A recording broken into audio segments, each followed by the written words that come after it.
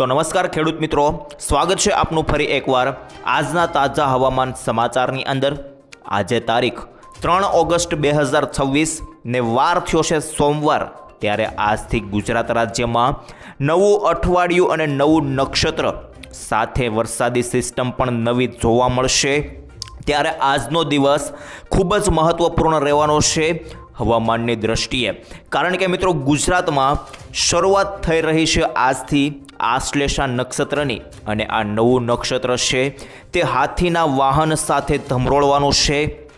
ને બીજા નંબર ઉપર ગુજરાત રાજ્ય ઉપર હવે વરસાદની આગાહીઓ બદલાઈ ચૂકી છે, કારણ કે ગુજરાત રાજ્યમાં છેલ્લા 72 કલાકથી એટલે કે છેલ્લા 3 દિવસથી જે સિસ્ટમો હતી આજે એ બધી જ સિસ્ટમો એકદમ બદલાઈ ચૂકી છે ને એકદમ નવું હવામાન જોવા મળશે। ત્યારે વરસાદનું જોર આજે ઘટવાનું છે, પરંતુ એ અમુક જ વિસ્તારોની અંદર, બાકી અમુક વિસ્તારોમાં મિત્રો એવા છે કે જ્યાં હજુ સુધી વરસાદી સિસ્ટમ તાંડવ મચાવવાની છે। ત્યારે આ બધી જ માહિતી મારે તમને જણાવવાની છે આજના આ વિડીયોની અંદર। વિડીયોને છેલ્લે સુધી જોવો, તમારા માટે ખૂબ કામનો રહેશે, કારણ કે આ વિડીયોની અંદર બધી માહિતી તમને આપવાનો છું। પરંતુ તેના પહેલાં એક લિસ્ટ બનાવી લઈએ, જેનાથી તમને ખ્યાલ આવે કે આપણે આ વિડીયોની અંદર કયા કયા મેઇન ટોપિક્સ, કયા કયા મુદ્દાઓ પર વાત કરવાની છે। સૌથી પહેલાં મિત્રો આપણે વાત કરવાની છે તે તમને જણાવું તો સૌથી પહેલાં તો આપણે નવું નક્ષત્ર શરૂ થઈ રહ્યું છે, તો પહેલા નંબરે આપણે નક્ષત્ર વિશે વાત કરીશું। આશ્લેષા નક્ષત્ર શરૂ થઈ ગયું છે, કેવું નક્ષત્ર રહેશે, નક્ષત્રનું વાહન શું છે, બધી જ માહિતી તમને આપીશ। અને બીજા નંબરે મિત્રો વરસાદની લાઈવ સિસ્ટમ જે છે તે તમને બતાવીશ, જેનાથી તમને ખ્યાલ આવી જશે અત્યારે સિસ્ટમનું કેન્દ્રબિંદુ ક્યાં છે, ગુજરાત પર કેટલી સિસ્ટમો સક્રિય છે, બધી માહિતી તમને આની અંદર બતાવીશ। ને ત્રીજા નંબરે મિત્રો એકો એક ગામના નામ સાથે માહિતી આપીશ, કયા કયા ગામની અંદર આજે 3 ઓગસ્ટ અને ખાસ કરીને સોમવાર વહેલી સવારથી રાત્રિ સુધી કયા કયા વિસ્તારોમાં વરસાદ જોવા મળશે, બધી માહિતી આપીશ। ને ચોથા નંબરે મિત્રો અંબાલાલ પટેલની જે નવી આગાહીઓ આવી છે, નવા રાઉન્ડે લઈને અંબાલાલ પટેલ શું જણાવી રહ્યા છે, શું તારીખ આપી છે, બધી માહિતી આપીશ। પાંચમા નંબરે મિત્રો મારી પાસે કેટલાક નકશાઓ આવ્યા છે, વેધર મોડલો આવ્યા છે, એલર્ટો આવ્યા છે, બધી માહિતી તમને પાંચમા નંબરે આપી દઈશ। તો આ બધી માહિતી મેળવીશું, પરંતુ એના માટે તમારે વિડીયોને છેલ્લે સુધી જોવો જે છે તે ઇમ્પોર્ટન્ટ રહેશે। અને અમારી ચેનલ વરસાદ વાણીને તમે સબસ્ક્રાઇબ નથી કરી તો અત્યારે જ સબસ્ક્રાઇબ કરવી કરશે, કારણ કે આ ચેનલના માધ્યમથી તમારે આખા ચોમાસા કાળ દરમિયાન રેગ્યુલર વરસાદની અપડેટ મળતી રહેશે। અને હવે વિડીયોની શરૂઆત કરીએ તે પહેલાં એક ડિસ્ક્લેમર આપવા માગીશ કે આપણે જે પણ કંઈ માહિતી મેળવીશું આ વિડીયોના માધ્યમથી બધી માહિતી મિત્રો હવામાન આંકડાઓ, સોશિયલ મીડિયાના સૂત્રો અનુસાર અને ખાસ કરીને વેધર મોડેલો અનુસાર છે, જેની કોઈ પણ પ્રકારની પુષ્ટિ અમે કરતા નથી, તેની ખાસ નોંધ લેવી। હવે વિડીયોની શરૂઆત કરીએ તો મિત્રો સૌથી પહેલાં તો નક્ષત્ર જે છે તે નવું આશ્લેષા નક્ષત્ર શરૂ થઈ રહ્યું છે। આ નક્ષત્ર જે છે તે મિત્રો આજે ખાસ કરીને 10 વાગ્યે 10:30 વાગ્યે 3 તારીખે છે તે શરૂ થઈ રહ્યું છે, એટલે કે મિત્રો આજે 3 તારીખ અને ઓગસ્ટ 8મો મહિનો છે, તો આજે 10:30 વાગ્યે આ આશ્લેષા નક્ષત્રની શરૂઆત થઈ રહી છે। અને આશ્લેષા નક્ષત્ર જે છે તે ખાસ કરીને આજે 3 તારીખથી લઈને 17 તારીખ સુધી આ નક્ષત્ર ચાલવાનું છે। અને આ નક્ષત્રનું વાહન જે છે તે મિત્રો હાથી આ નક્ષત્રનું વાહન છે, અને આ હાથી નક્કી હાથીઓ સૂંઢ ફેરવશે તેવી કહેવત છે। અને બીજી મિત્રો કહેવત એ છે કે ખાસ કરીને આશ્લેષા ચગી તો ચગી ને ફગી તો ફગી, આવી મિત્રો કહેવત છે। એટલે કે મિત્રો આ નક્ષત્રની અંદર જો ખાસ કરીને વરસાદ પડે તો નદી નાળિયા બધા છલકાઈ જાય તેવો વરસાદ પડે કડાકા ભડાકા સાથે, અને ન પડે તો સાવ કોરી વરાપ જાય એવું જે છે તે આ નક્ષત્ર છે। અને અત્યારે મિત્રો આ નક્ષત્રનું અત્યારે એવું દેખાઈ રહ્યું છે કે અત્યારે સાવ ઓછી શક્યતા દેખાઈ રહી છે, કારણ કે ગુજરાત પર જે સિસ્ટમ હતી તે હટી ગઈ છે અત્યારે, એટલે આ નક્ષત્રની અંદર વરસાદ જે છે તે ઓછો જોવા મળી શકે। અને આ નક્ષત્રનું જે પાણી છે તે પાક માટે સારું ગણવામાં આવતું નથી, એટલા માટે વરસાદ ઓછો પડે એ પણ સારું ગણી શકાય।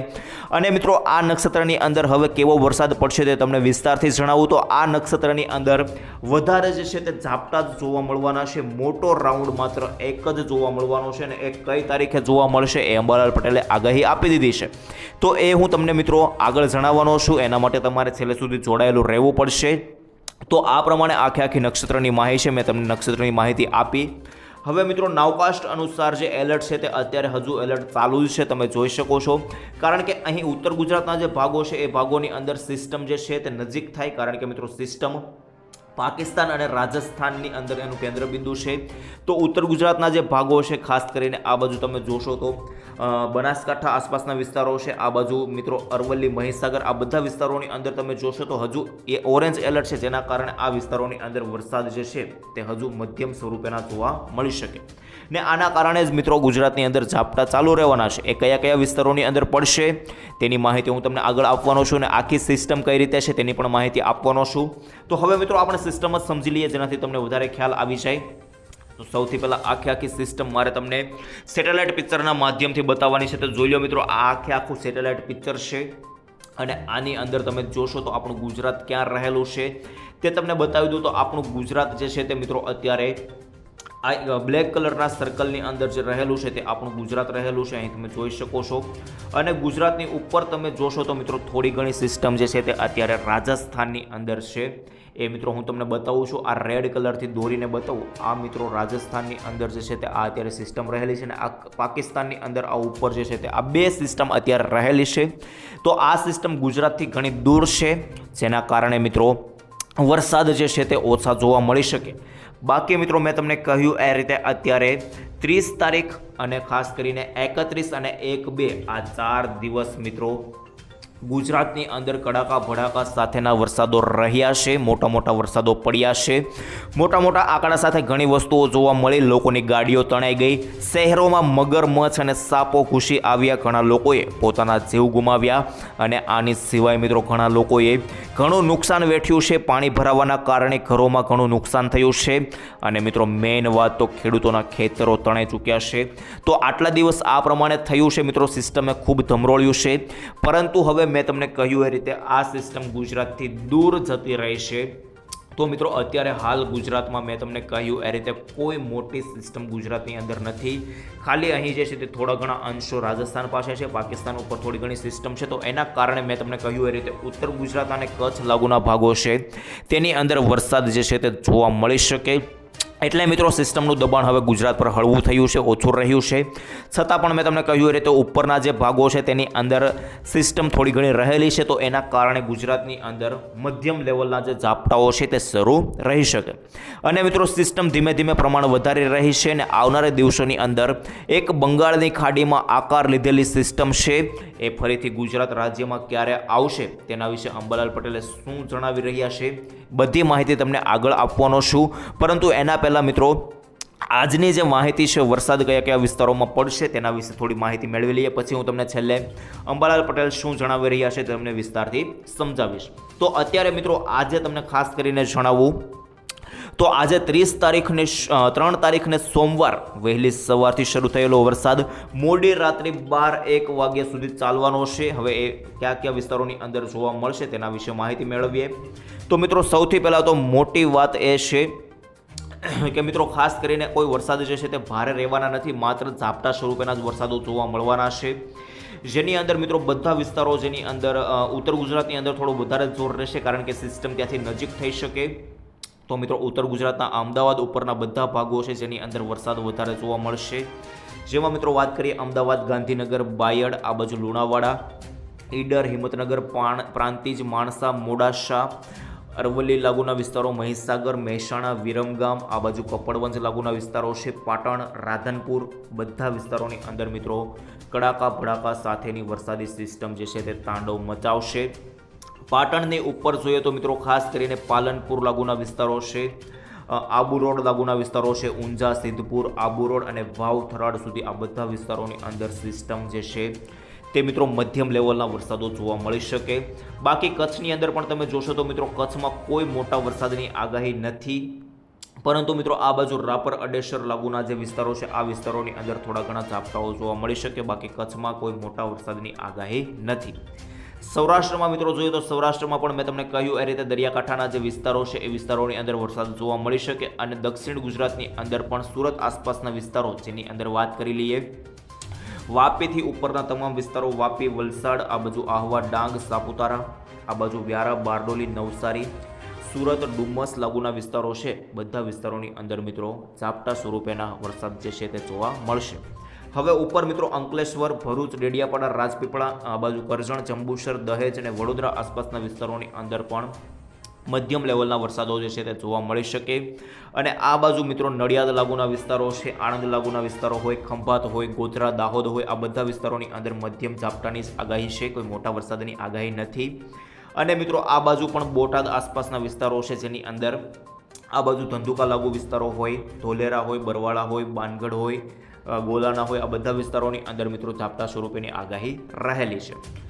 ત્યાર પછી મિત્રો આ બાજુ જોઈએ હવે દરિયાકાંઠાના વિસ્તારોની અંદર જે છે તે ઝાપટા સ્વરૂપેની જ આગાહી છે, જેની અંદર આ આખો પટ્ટો રહેલો છે ઓખાથી લઈને ઉના વેરાવળ સુધીનો, જેની અંદર ઓખા હોય, દ્વારકા હોય, પોરબંદર હોય, ગીર સોમનાથ હોય, ખાસ કરીને આ બાજુ માંગરોળ લાગુના વિસ્તારો હોય, વેરાવળ હોય, ઉના હોય, કોડીનાર હોય, બધા વિસ્તારોની અંદર ઝાપટા સ્વરૂપે વરસાદ જે છે તે જોવા મળી શકે. તો આ પ્રમાણે મિત્રો જે ખાસ કરીને જે છે તે આગાહી આવી રહી છે. હવે મિત્રો હું તમને વાદળો જોઈને થોડી ઘણી આગાહી આપું તો ખાસ કરીને વાદળો હજુ ગુજરાતની અંદર જે છે તે રહેલા છે. અને જે મિત્રો વાદળો રહેલા છે આ બધા વાદળો, સૌથી વધારે વાદળો આ સિસ્ટમ અત્યારે ગઈ 30 તારીખથી જે ચાલુ થઈ હતી, આ 2 તારીખ સુધી સિસ્ટમ રહી અને આ સિસ્ટમના થોડા ઘણા અંશો હજુ ગુજરાતની અંદર રહેલા છે. તો આના આધારે મિત્રો તમને વાત કરું તો સૌરાષ્ટ્રના વિસ્તારોની અંદર ઝાપટા સ્વરૂપે વરસાદ આવી શકે. બાકી અત્યારે વરસાદ આગાહી પ્રમાણે નથી દેખાઈ રહ્યો, પરંતુ વાદળા પ્રમાણે હું તમને બતાવું તો આ બાજુ ભાવનગર જિલ્લો હોય, અમરેલી જિલ્લો હોય, જૂનાગઢ હોય, ગીર સોમનાથ હોય, પોરબંદર, દ્વારકા, આ બાજુ જામનગર, રાજકોટ અને મોરબી અને સુરેન્દ્રનગર, આ બધા જિલ્લાઓની અત્યારે વાદળો દેખાઈ રહ્યા છે. તો આ બધા જિલ્લાઓની અંદર છૂટાછવાયા ઝાપટાઓ જોવા મળી શકે, માત્ર છૂટછાટ જ જોવા મળશે મિત્રો. કોઈ ખાસ વરસાદની આગાહી નથી. અને કચ્છના પણ બધા વિસ્તારો, ભુજ હોય, ગાંધીધામ, ભચાઉ, રાપર, અડેસર, માલિયા, ધોરડો, ડાયાપર હોય, નલિયા હોય, બધા વિસ્તારોની અંદર છૂટાછવાયા વરસાદ જોવા મળી શકે, કારણ કે વાદળો અત્યારે રહેલા છે. અને આ બાજુ મિત્રો મેં તમને કહ્યું એ રીતે વાપી, વલસાડ લાગુના વિસ્તારોની અંદર થોડા વધારે વરસાદ જોવા મળી શકે, કારણ કે ત્યાં વાદળો થોડા વધારે જોવા મળી રહ્યા છે. તો આ પ્રમાણે આખી આગાહી આવી રહી છે. બાકી મિત્રો કોઈ ખાસ વરસાદની આગાહી જે છે તે અત્યારે નથી, માત્ર ઝાપટા સ્વરૂપેની જ આગાહી ગુજરાતની અંદર રહેશે. અને આ પ્રમાણે મિત્રો હવે મેઇન વસ્તુ તો હું તમને જણાવી દઉં તો અત્યારે જેવો જોઈએ તેવો વરસાદ બધા વિસ્તારોની અંદર થઈ ગયો છે, પરંતુ મિત્રો 2 વિસ્તારો, 2-3 જિલ્લાઓ એવા રહી ગયા છે જેની અંદર હજુ પણ જોઈએ તેવો વરસાદ નથી. એક તો મિત્રો કચ્છ જિલ્લો છે અને આ બાજુ દ્વારકા આસપાસના વિસ્તારોની અંદર હજુ પણ જોઈએ તેવો વરસાદ આવ્યો નથી, પરંતુ એ આ રાઉન્ડમાં હવે કોઈ આશા નથી. તેની આશા તમારે નેક્સ્ટ રાઉન્ડની અંદર રાખવી પડશે. અને નેક્સ્ટ રાઉન્ડ એટલે આના પછીનો જે રાઉન્ડ આવવાનો છે મિત્રો, મેં તમને વાત કરી હતી કે અંબાલાલ પટેલે જણાવ્યું છે.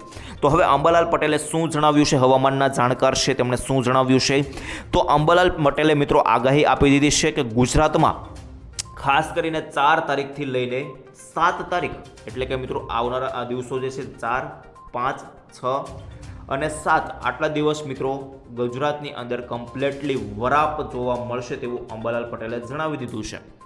અને મિત્રો આ વરાપ નીકળવાનો છે. આની અંદર ખેડૂત મિત્રોએ પોતાનું જે ખેડૂતલક્ષી કામો હોય તે કામો કરી શકે છે, પરંતુ 8 થી 15 તારીખની વચ્ચે મિત્રો તૈયાર થઈ જજો.